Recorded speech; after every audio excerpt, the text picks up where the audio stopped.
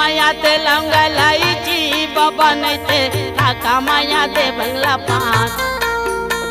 काका माया ते गुड़ा नारियल तब तो जाबो पुरुष के दरबार काका माया ते गुड़ा नारियल तब तो जाबो पुरुष के दरबार काका माया ते गुड़ा नारियल।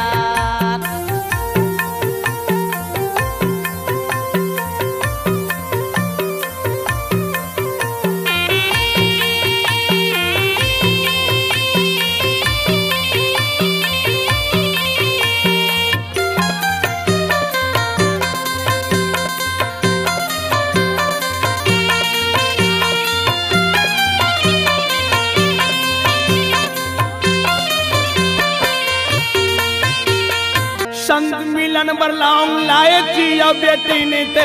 आमिन मिलन बर बंगला पान धन्य है बाबा धन्य है। गुरु के मिले बर गुड़ा नादियाल जे माँ हंसा के हो ही गबूबार गुरु के मिले बर गुड़ा नादियाल संत मिलन बर लाऊं लाए जिया बेटी ने ते आमिन मिलन बर बंगला पान गुरु के मिले बर गुड़ा नारियल जे माँ हंसा है कोई बेड़ा पार गुरु के मिले बर गुड़ा नारियल जे माँ हंसा के हो ही बेड़ा पार गुरु के मिले बर गुड़ा नारियल जे माँ हंसा के हो ही बेड़ा पार गुरु के मिले बर गुड़ा नारियल।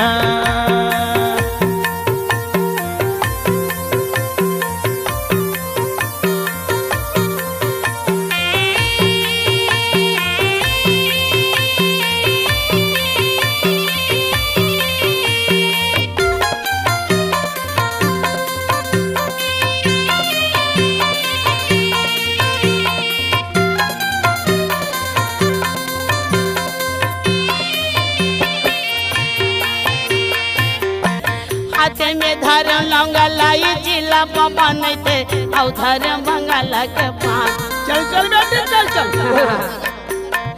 होली में धरे हम गुड़ा नारियल ये धरे हम बाबा अच्छा बात है बेटी ले चल